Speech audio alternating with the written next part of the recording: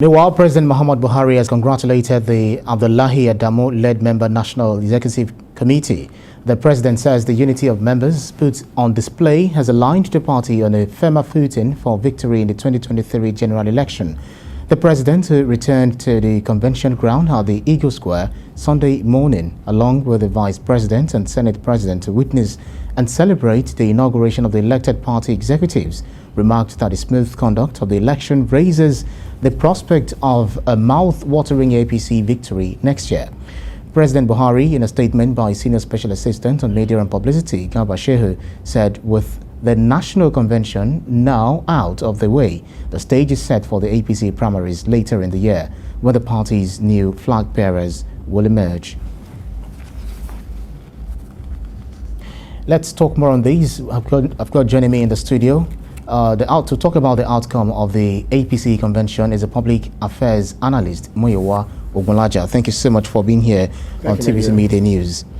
Well, so in the build-up to the convention, a lot of people thought, because if you check what happened, looking at the ousting of chairman here and there, the forth and back, a lot of people thought it may not go down well. But the outcome is what we actually saw. So what has been your observation of the aftermath of this convention? Thank you. The convention, which was the climax of the world's local government and state congresses, came up as planned. But before, the people have been expressing a topsy-turvy convention, where chairs will roll, where heads will be broken, where minds will be used at will. Unfortunately, this did not come to fruition. How? Because much as disturbed or as disorganized APC seems to be, the party is about the best in terms of internal politics and internal discipline. But for internal discipline, those 6 contestants would not have agreed to step down. But for internal discipline, the entire 7,000 over delegates would not have agreed to just come to Abuja to just to say a yes or a no.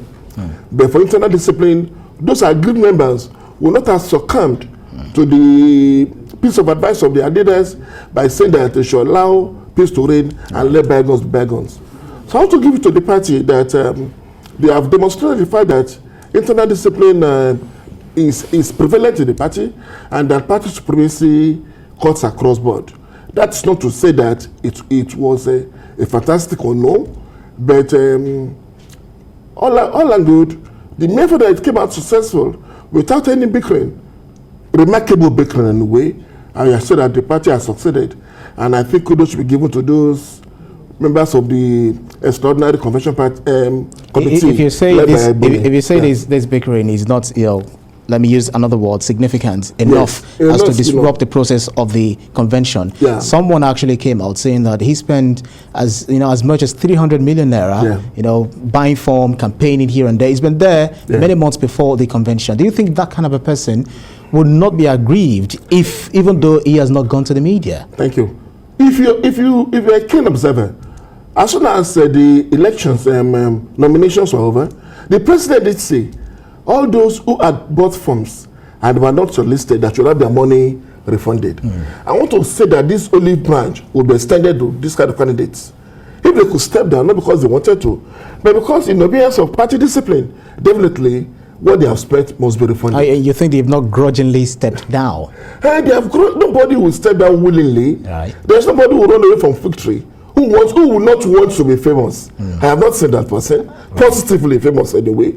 But the question is that when the party says this, and you dare go outside, who will give you the votes when the time comes? How will you have the support?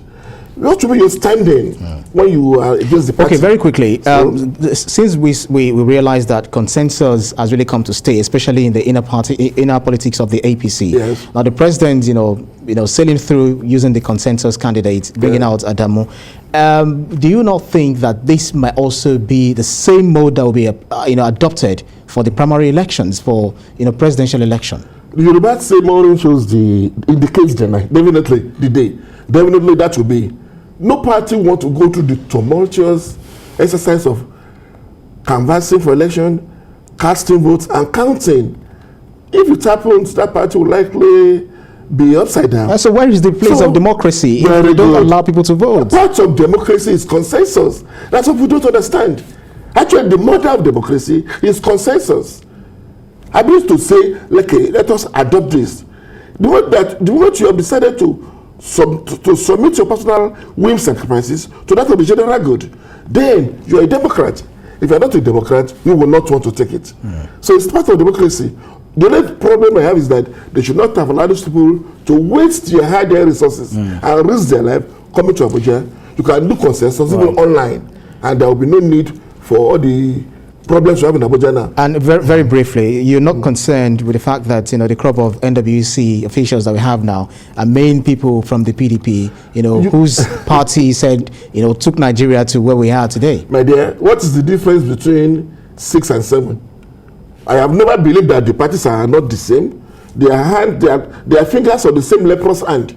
And definitely you have APC in PDP and you have PDP in APC. But you're hopeful. But more importantly, we are all Nigerians. And you're hopeful at the end of the day that definitely, we'll get somewhere. Because mind the politics, there are no permanent enemies. We only have permanent interest. I can be in party A today and be the champion of party B tomorrow, depending on where my interest lies. All right, we'll continue to monitor these events, you know, politically as they unfold, and you know, we keep talking about them and see how they actually pan out at the end of the day. Yes, Public Affairs Analyst Muiwa Ogunlaja, thank you so much for Thank you, my dear. Thank you.